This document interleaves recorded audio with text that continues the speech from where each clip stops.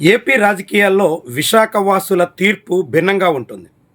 గడిచిన 3 ఎన్నికల్లో కూడా విశాఖ నగరంలోని ఒక్క స్థానంలోనూ వైఎస్ఆర్సీపీ బోణీ కొట్టగలిగిన పరిస్థితి లేదు.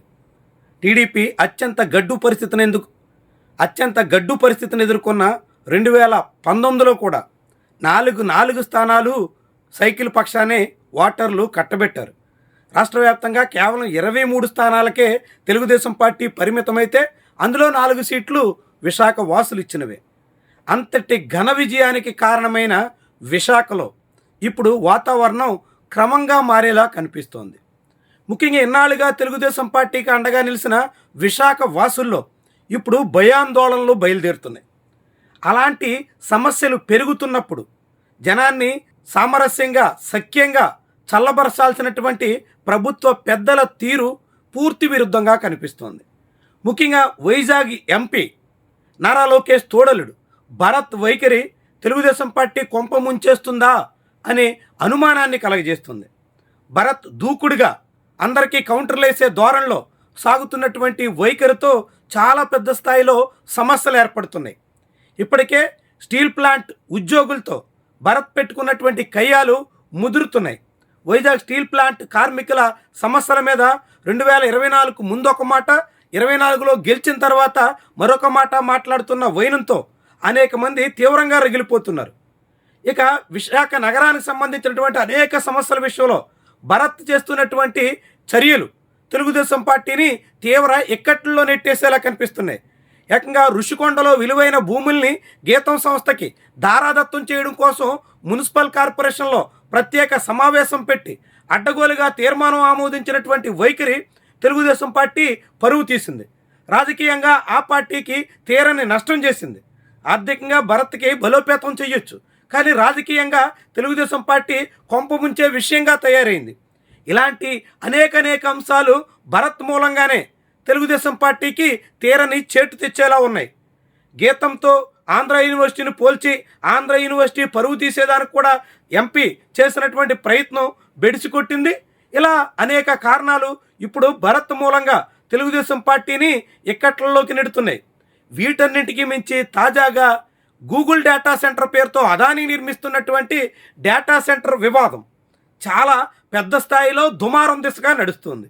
తెలుగుదేశం పార్టీ ప్రభుత్వ పెద్దలు, కూటమి నేతలు ఇంకా పూర్తిగా ఆ విషయంలో వేలట్లేదు, కానీ డిజిటల్ మీడియాలో పెద్ద స్థాయిలో హోరెత్తిపోతోంది.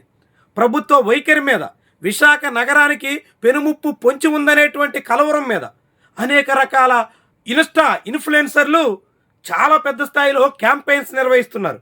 ఇన్స్టాలో సాగుతున్నటువంటి ప్రచారంతో ఇప్పటికే జన్జీలో తీవ్రమైన ఆందోళన కనిపిస్తోంది. వైజాగ్లో నేరుగా బీచ్ రోడ్లోనే నిరసన వ్యక్తం చేయడానికి కారణమైంది.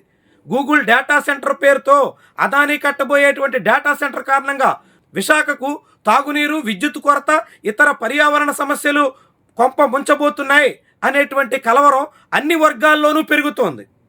ఏకంగా సింహాచలం దేవస్థానానికి సంబంధించినటువంటి 100 ఎకరాల భూముల్లో మొత్తం కొండలకే గుండు కొట్టేస్తున్నటువంటి వైనం చాలా పెద్ద స్థాయిలో వైరల్ అవుతుంది. ఆ విజువల్స్ ఇప్పుడు ప్రభుత్వాన్ని బదనాం చేసే దిశలో ఉన్నాయి. ఇలా సోషల్ మీడియాలో జరుగుతున్నటువంటి క్యాంపెయిన్కి కౌంటర్గా భరత్ ఇచ్చినటువంటి వివరణ అసలు సమస్యని పరిష్కరించడం కన్నా కొత్త సమస్యలకు కారణమవుతుంది. భరత్ బుకాయించే ప్రయత్నం చేస్తున్నారు, వాస్తవాల్ని కప్పిపుచ్చుతున్నారు, అబద్ధాలతో అందరినీ నమ్మించాలని ప్రయత్నిస్తున్నారు, అసలు వాస్తవాల్ని మసిపూసి మారేడుకాయ చేసే దిశలో ఉన్నారు అనే అభిప్రాయం అందరిలో కలిగించడానికి భరత్ వైఖరి కారణంగా కనిపిస్తుంది.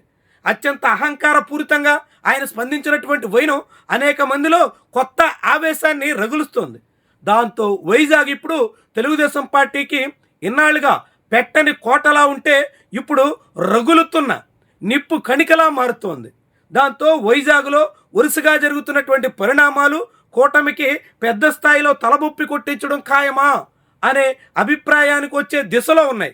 ఇన్నాళ్ళుగా ఎన్ని ప్రయత్నాలు చేసినా వైఎస్ఆర్సీపీకి పట్టు చెక్కని విశాఖలో రాజకీయాలు మారుతున్నాయనేటువంటి సంకేతం కనిపిస్తుంది. వీటన్నిటికీ బాలకృష్ణ చిన్నలుడు, సీఎం సన్నిహిత బంధువు భరత్ వైఖరే అసలు కారణం అనే మాట కూడా బలపడుతోంది. మొత్తంగా విశాఖ రాజకీయాల్లో డేటా సెంటర్ కారణంగా పెరుగుతున్నటువంటి వ్యతిరేకత, భరత్ కోసం ప్రభుత్వమే చేసినటువంటి వ్యవహారాలు ద్వారా కలిగినటువంటి నష్టం, అన్నిటికీ మించి స్టీల్ ప్లాంట్లో పెట్టుకున్నటువంటి కయ్యాలు, ఇలాంటి అనేక అంశాలు కూటమిని కొత్త కష్టాల్లోకి నెట్టడం అనివార్యమైనటువంటి అభిప్రాయానికి ఆస్కారం ఇస్తున్నాయి.